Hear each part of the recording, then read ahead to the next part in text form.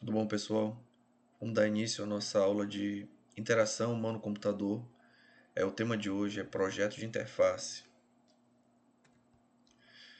Bom, uma interface projetada cuidadosamente pode levar, primeiro, a satisfação do usuário, ao aumento de produtividade, a qualidade do trabalho e a diminuição de erros. E primeiro, uma interface bem projetada vai levar, obviamente, a uma satisfação maior do usuário, quer dizer, ele vai sentir mais prazer em usar aquele aplicativo, aquele site, por exemplo. Isso vai levar como consequência um aumento na produtividade. No momento que ele se sente mais satisfeito em usar o aplicativo, o aumento da produtividade é uma consequência disso. Outra coisa também, isso tudo vai gerar o quê? Uma maior qualidade no serviço dele. Então ele vai fazer mais rápido e com maior perfeição o trabalho dele. Isso vai fazer o quê? Como consequência, diminuir a quantidade de erros que ele vai ter. Tá? Mas para isso existem critérios que devem ser avaliados quando você vai projetar essa interface. Então, para que tenhamos algum indicativo sobre a qualidade do projeto da interface, sistemas interativos que estamos propondo ou avaliando, precisamos ter critérios e métricas, tá? Para poder verificar isso. Quer dizer, eu não vou simplesmente pegar e sair utilizando o software, o aplicativo, para poder sentir na hora se tem uma boa ou não qualidade da interface. Então, quer dizer, de forma intuitiva, né? Então, eu preciso ter critérios para poder avaliar se aquela interface é boa ou não. Então, isso tudo de acordo com Snyderman. Então, ele propôs 5 fatores para realizar essa avaliação. O primeiro deles é o tempo para aprender, que significa quanto tempo leva um usuário típico a aprender a usar o sistema para executar uma determinada tarefa. Então, ele diz aqui, o usuário típico é aquele usuário representativo da comunidade de usuários daquela aplicação. Assim, se o projeto envolve o desenvolvimento de interfaces para usuários com deficiência visual, o usuário típico é uma pessoa com deficiência visual. Tá? Então, vai ser analisado nesse caso, vai ser, vamos dizer assim, colocado para, vamos dizer, 20 pessoas com deficiência visual. Elas vão testar, e daí vai ser realizada uma média de verificação desse tempo que eles levam para aprender. Tá? Para verificar se esse tempo médio está muito grande ou se ele está satisfatório. Tá? Outro exemplo, você vai para academia, tem algumas academias, você vai fazer musculação que tem aplicativo, onde você verifica o seu treino todinho. Então pode ser verificado com umas 30 pessoas que treinam na academia, que seria o usuário médio. Aí ele puxa o aplicativo e utiliza durante o treino. E é verificado o tempo médio que essas pessoas levam para aprender a usar o aplicativo em seu uso diário. Se esse tempo estiver alto, vai ter que ser refeitas novas verificações, novos ajustes, né, para diminuir esse tempo de uso, tá? Outro, performance. É a média de tempo gasto pelo usuário típico em realizar uma atividade bem representativa do domínio da aplicação. Então, um operador de telemarketing, por exemplo, passa a maior parte do tempo do seu dia trabalhando, realizando um conjunto limitado de tarefas com a ajuda do computador. A questão é que ele usa um determinado programa que auxilia em uma determinada ação centenas ou mesmo milhares de vezes. Então, logicamente, o tempo de resposta, a performance tem que ser boa, visto que ele utiliza aquela mesma tarefa milhares de vezes. Então, portanto, o tempo que o usuário leva para realizar a tarefa é bastante relevante para a empresa. Com menos tempo, a empresa precisa de menos funcionário para contatar o mesmo número de clientes e com isso apresenta ganhos de competitividade. Então, se eu tenho, vamos dizer, exemplo, 10 funcionários, aí esses 10 funcionários estão entrando em contato, eles trabalham com vendas, estão entrando em contato com os clientes. Se a cada cliente o programa, o aplicativo demorar para processar, ele vai demorar para ligar para o segundo cliente. Aí quando a demora do processamento, ele vai demorar para ligar para o terceiro. Então, ao final, aí vamos dizer que a meta dele era 30 clientes. Ele vai levar um tempo muito grande até atingir os 30 clientes. Aí acaba que a empresa tem que contratar vários funcionários para fazer isso. Ao passo que se o programa for rápido, ele consegue atingir os 30 clientes rapidamente. Porque ele falou com o primeiro, executou aqui, processou rápido, já está falando com o segundo, processou rápido, já está falando com o terceiro. Então que ele consegue atingir uma quantidade de abater, né, a meta de cliente dele muito mais rápido. Com isso a empresa não precisa contratar vários funcionários para fazer essa tarefa. E aí isso gera o quê? Mais lucro para a empresa. Outra coisa importante, item importante, é a taxa de erros.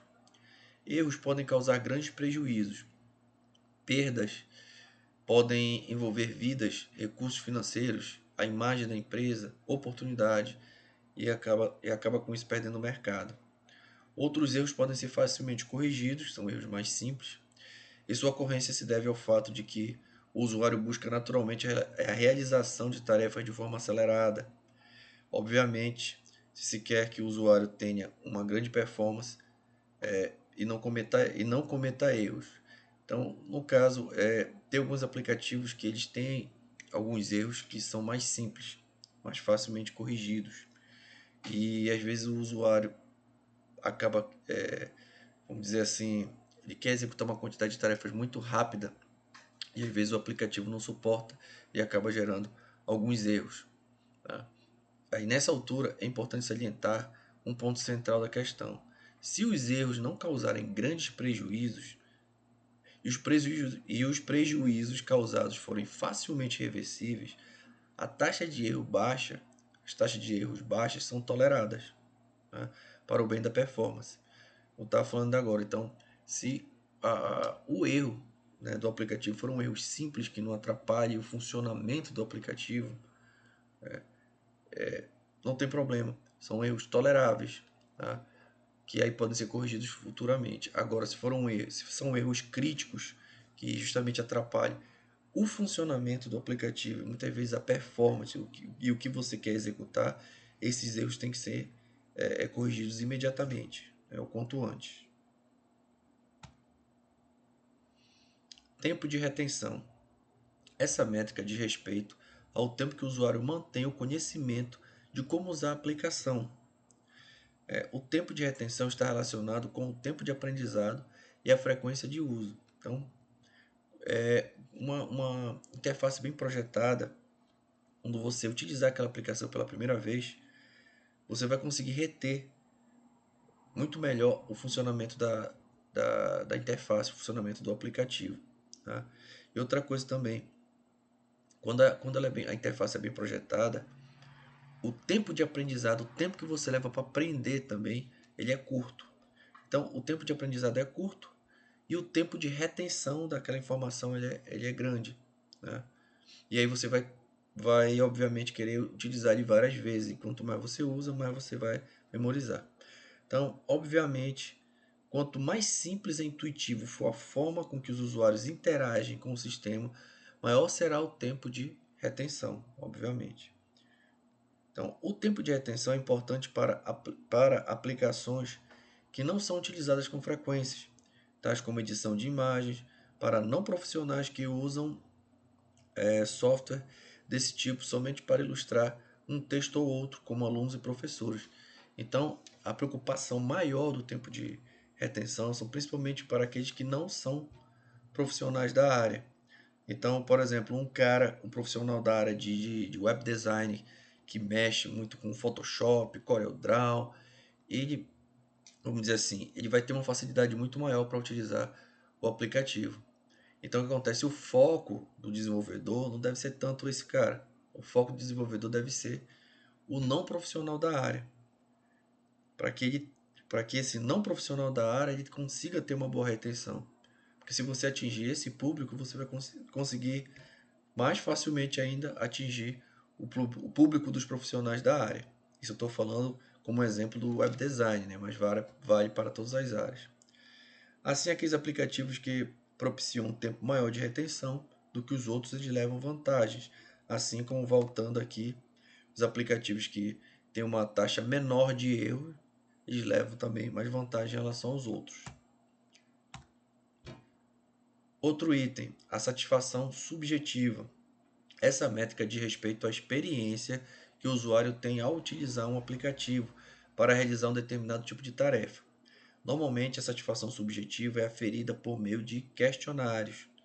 Tá? Então, você terminou de projetar a interface, terminou de fazer o aplicativo, você submete a avaliação de um grupo de pessoas, onde vai ser analisado aqueles critérios que eu falei anteriormente e também esse critério de avaliação subjetiva.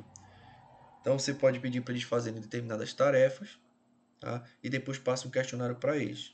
Então ele diz aqui: nessas sessões, o membro da equipe de desenvolvimento lê uma sentença para o usuário e pede que ele dê uma nota indicando o grau de concordância com a sentença. Um exemplo de sentença aqui, ó. Começa que está escrito abaixo aqui. Conseguir fazer todas as tarefas rapidamente e sem muito esforço. Então, os graus de concordâncias possíveis seriam: aí você vai passar para ele marcar qual dessas opções. Se é discordo totalmente da sentença acima, se é discordo, se é não concordo, se é não discordo, sem opinião, concordo ou concordo plenamente. Tá? Eu exemplifiquei aqui em cima de uma sentença, mas você pode passar várias sentenças para eles. Várias sentenças para eles. E aí, e embaixo de cada sentença, esses itens, né, que estão numerados aqui embaixo. Tá? Isso vai dar para você uma, vamos dizer assim, uma boa noção, né, de como é que está a sua interface, certo? Bom, essa foi a aula de hoje. Então, naquele mesmo sistema vai ter no SIGA uma atividade que você vai clicar, tá? Baixar, fazer essa atividade, entregar até o dia seguinte, até as 22 horas do dia seguinte, tá? Não deixe de entregar, senão porque o SIGA, quando der o prazo, ele fecha. Tá? Outra coisa também é que a frequência eu valido ela em cima dos exercícios entregues, ok? E todos esses exercícios eles valem pontuação também para a nota da prova, certo? Até mais, pessoal. Boa noite.